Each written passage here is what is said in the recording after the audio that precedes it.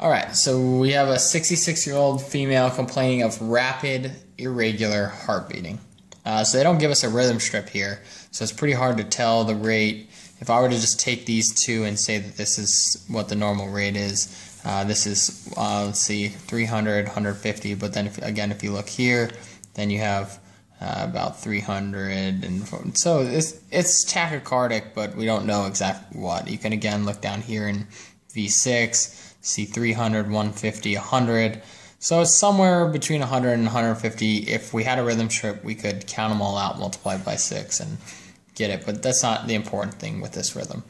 The next is I'm going to look at whether it's regular. And as I kind of alluded to, is that it's not. If you look at this to here, so I'm not just talking about the morphology of the QRS, but I'm actually looking at the space, the R to R interval.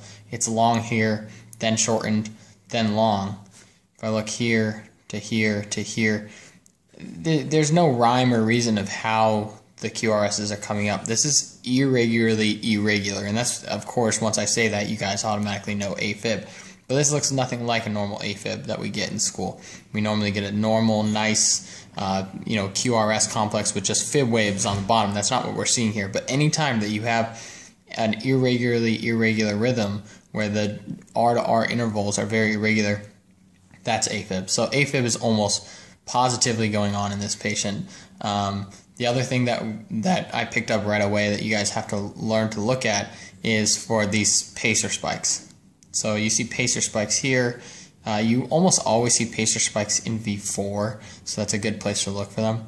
So I see the pacer spike, and then I see this wide complex QRS, and then up to the T. This wide complex, that's really common when you have a pacemaker that's in one ventricle. So if my pacemaker is only in the right ventricle, which is standard, it's going to take time for that electrical activity to go over to the left. So that's why you have that IVCD, or interventricular conduction delay, secondary to the pacemaker.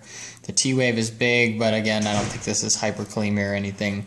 It's probably just all secondary to the pacemaker. So really the only thing going on with this patient is that they have AFib and they have a pacemaker.